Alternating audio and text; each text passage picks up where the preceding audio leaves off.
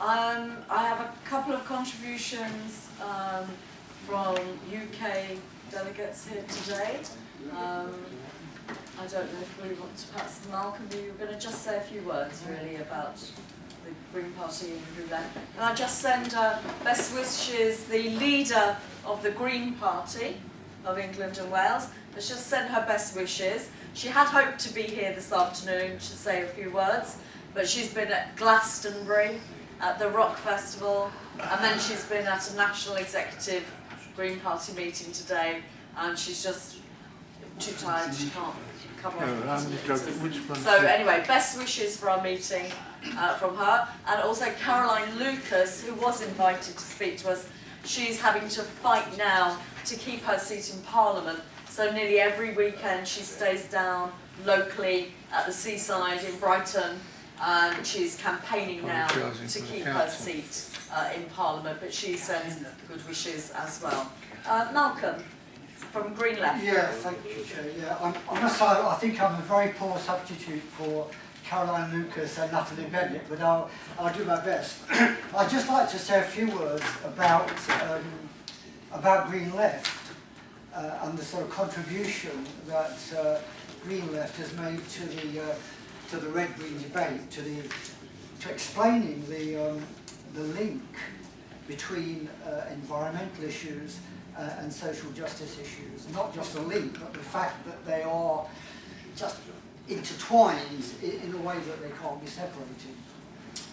Because there is a massive deficit in the UK in terms of understanding how the environment impacts on social justice issues and so on.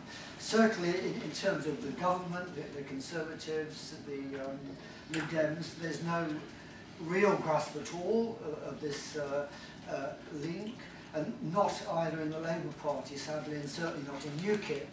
So the Green Party, in one sense, is left to push the boat out on this. I'm not saying this in any partisan way, because I'm conscious that we've got colleagues here from Left Unity, and also Socialist Resistance and AGS and so on. The Green Left started about 8 years ago, and it's a group of, it's a platform within the Green Party of England and Wales. And basically we are an anti-capitalist group, and we push forward the eco-socialist agenda, both within the Green Party and also beyond the Green Party as well. And I'll just say very briefly a few aspects of that.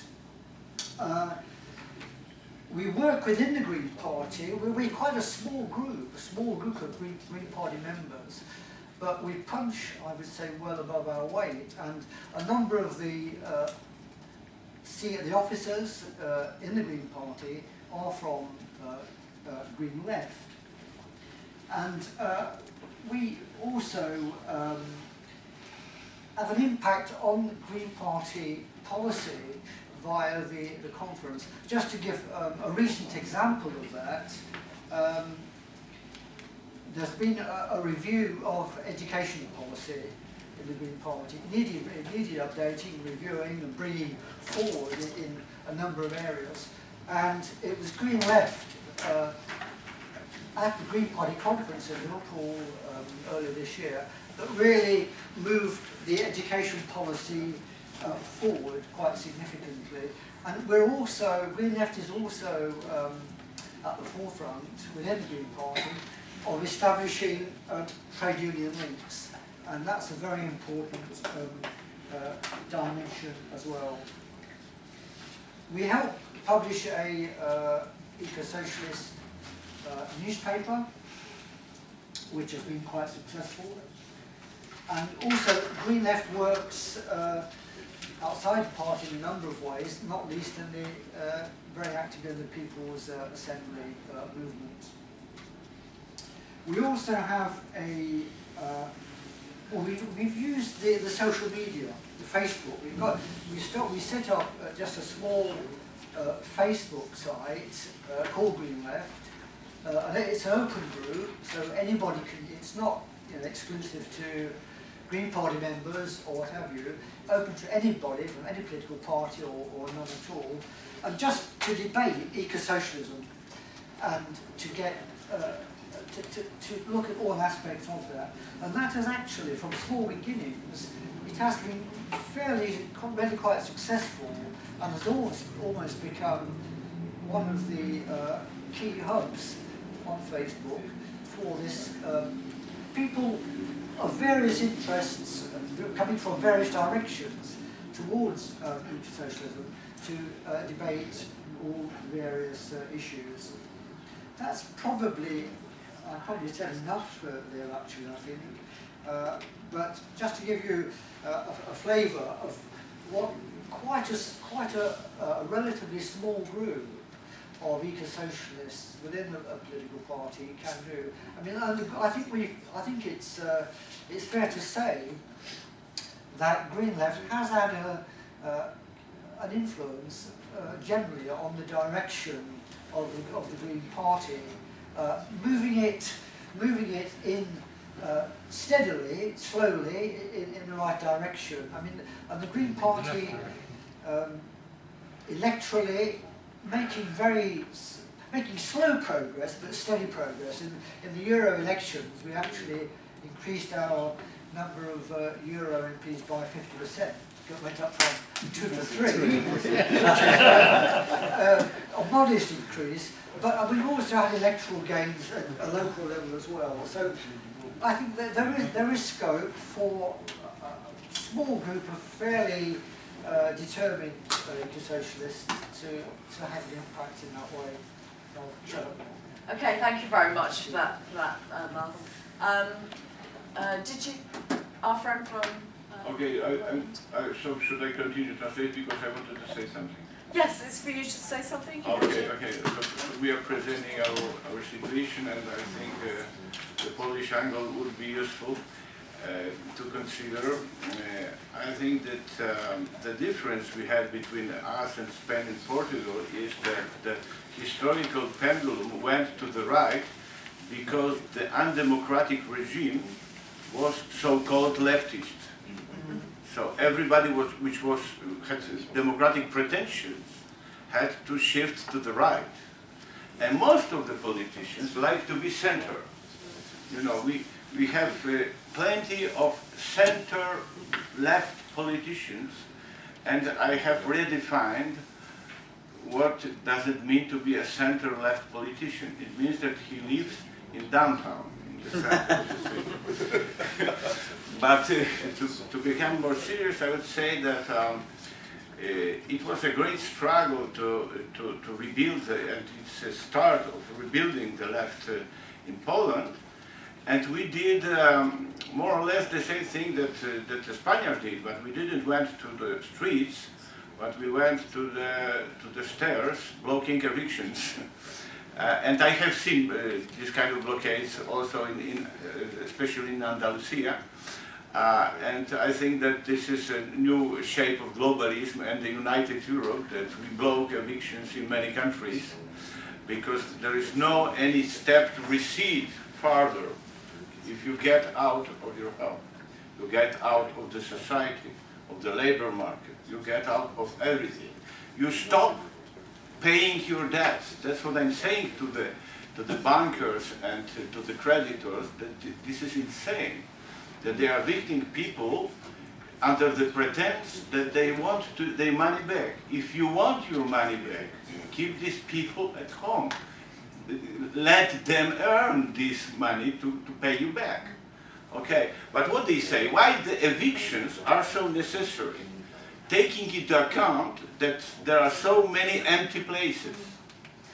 And they answer very specifically to this question. They say, if there would not be this eviction on the street, almost everybody would stop paying the rent.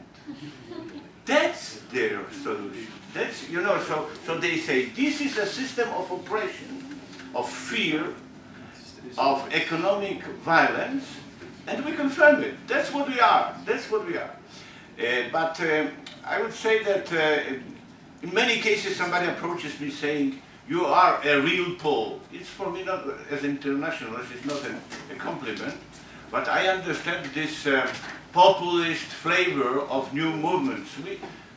Our party is not called the revolutionary left, it's called the movement of social justice. It's wider, it's easier to get through, but we go with red flags and we call ourselves the left, the real left.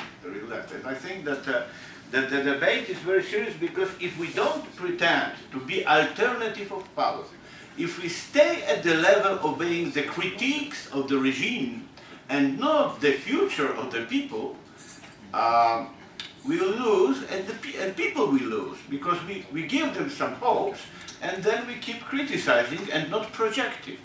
And that's the other problem is, especially in Poland, that there's a very, very big movement among young people against the state as such. It means there's a big erosion of the institution of state and support for the state. What does it mean? It means that a libertarian, neo-Nazi Janusz Korwin-Mikke has become an MEP, yes? He still can't find his political family, because he's loony and there is not such a family as the loony family. But anyway, he is there, and some young people have been voting for him against the state, against the taxes, because people still, as you said, pay taxes, but they get almost nothing in return. So what's the point to pay taxes if the state is so weak?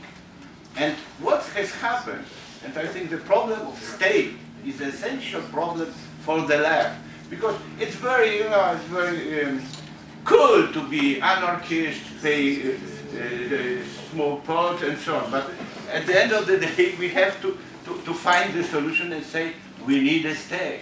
And people are taught to hate the only institution which would be able to get them from their personal inferno. That's the state. So if we don't project a socialized, democratic state and its institutions, and if we don't propose something else than this alter globalist, another world is possible, I can't hear it anymore. Okay? There's nothing, it's no, you know. Who will fight and die for this? Yeah? For communism, yes. For socialism, yes. But for the phrase that some better world is possible, nobody. And I think that there would be another communist manifesto. It happened once in history. It was a genial text. It was fantastic. But we need to have a common political state power project.